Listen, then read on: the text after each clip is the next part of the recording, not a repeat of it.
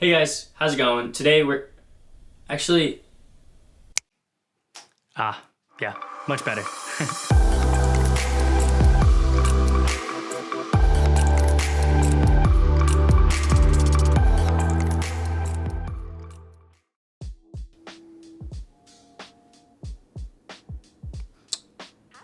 Cutie. So much hair, so much hair. I don't typically film videos like this, but I figured I'd try something different. So today I'm gonna talk about how we filmed this 30-second prime fake commercial and how we did it. Let's get into it. Roll the clip.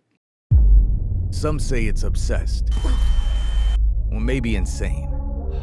No matter what you call it, you gotta put in the work to be in your prime.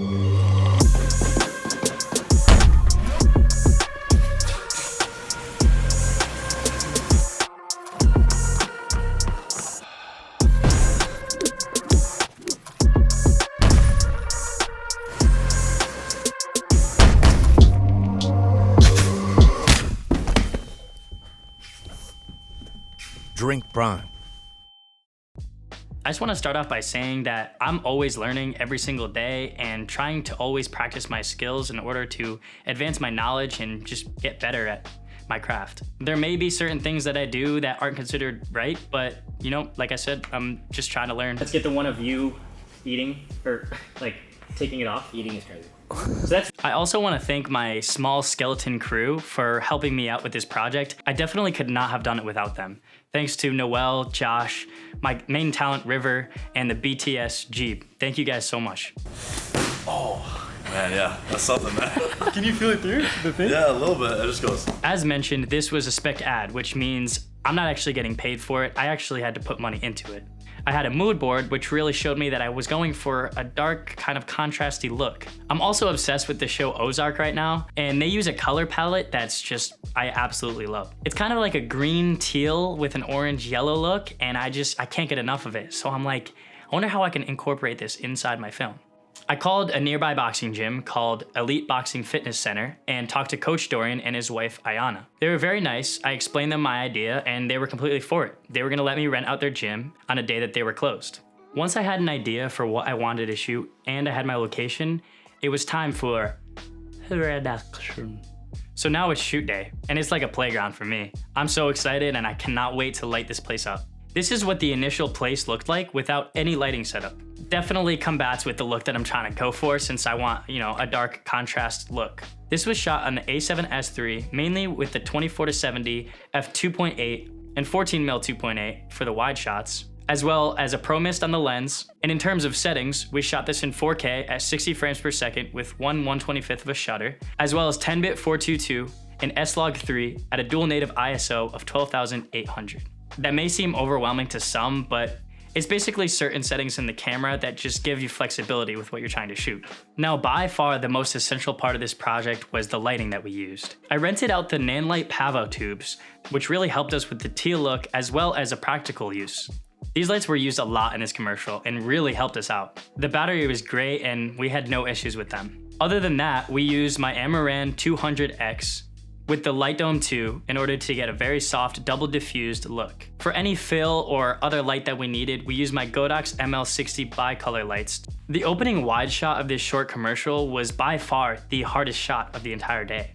We shot for an entirety of 9 hours that day, and the first 2 hours were spent just lighting up this first wide shot. The reason why the wide was so difficult is because you're not supposed to see any of the stands or any of the equipment in the shot. So what we did is we rented a ladder from Home Depot that went 10 feet tall. We then had Josh and Noel, shout out to you guys, go on the top of the ladder and hang a light stand with the Amaran at the end of it. At first, I really liked where the two practical lights were because it was emitting a teal look, but the thing is that they were being overpowered by our main orange light. The key light was spilling onto the walls too much and I didn't like that because I wanted the teal to really show. So what we did, we used a honeycomb on the light, and that really focuses where the light goes, and I think it really helped. This is the before and the after from when we use the honeycomb. As you could tell, there's a big difference because on our main talent, it really focuses on what we're trying to focus on. Now, this was not a light setup, so I really appreciate them for doing this, but I think it really came out worth it. Wowie. As we continued throughout the day, we used a similar lighting technique a main key, a backlight, and a practical. The backlight most of the time was out of the frame. We set the main key light to a white balance of about 3200 because we wanted that contrast of the warm and the teal. I think it really helped us with our color palette since we were going for that green-orange type of look. As you can see here on the shadow side of his face, you can see a small little triangle of light. This is the Rembrandt lighting technique. We tried to do this as much as possible in this since that's what I think looked the best. We also wanted to make sure that we'd had a good mixture of handheld, gimbal, and tripod shots. Like literally, like how I'm looking at you. Yes, yes.